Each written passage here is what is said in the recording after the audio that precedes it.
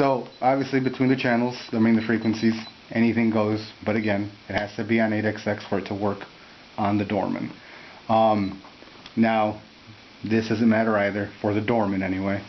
But generally, if it's going to be either 800 or boundary plus, it's always outdoor.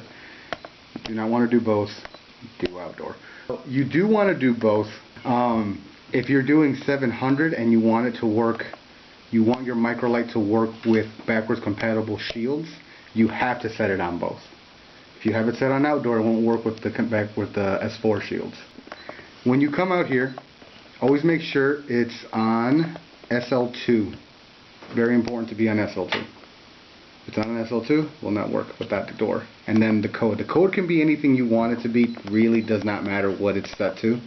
If you have a property with multiple dogs, you can set them all up to the same code. Or if you want to have them all have separate codes, you can do that too.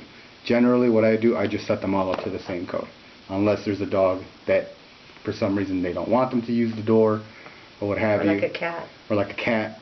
But if you have, I had a property with 6 dogs, each one of the dogs is at 24, because there's no point in them not being in that.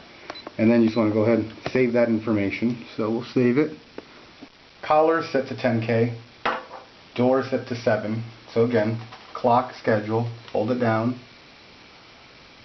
Boom, now it's at 10, so that's going to go. Now I want to program my collar to my door, so I will hold down learn. You can see it already learned it by the time I even put it down. It's scheduled just to get it out of there. And then now we have it set on auto. Let's see which it does. Oh my god, it works. So now that it's working, you pull the collar away.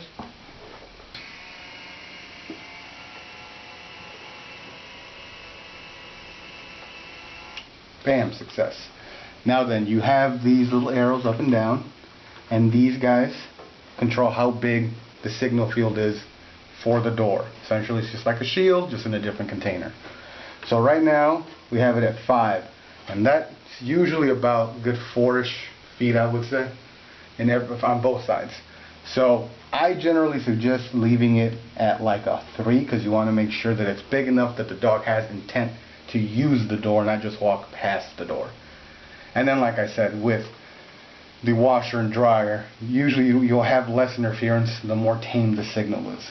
It's kind of like, well, this boundary plus, you don't want to crank it up to a 9. The signal's not as consistent once you start putting it up very high.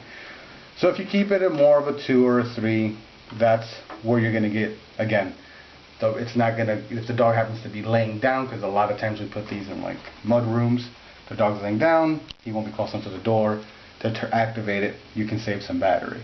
As opposed to if you have it at full blast, the dog could be opening it when he's just taking a nap. So yeah, try to keep it at around the 2 or a 3. One's a little too small because the dog literally has to headbutt the door for it to even want to open. So keep it at a 2 or a 3.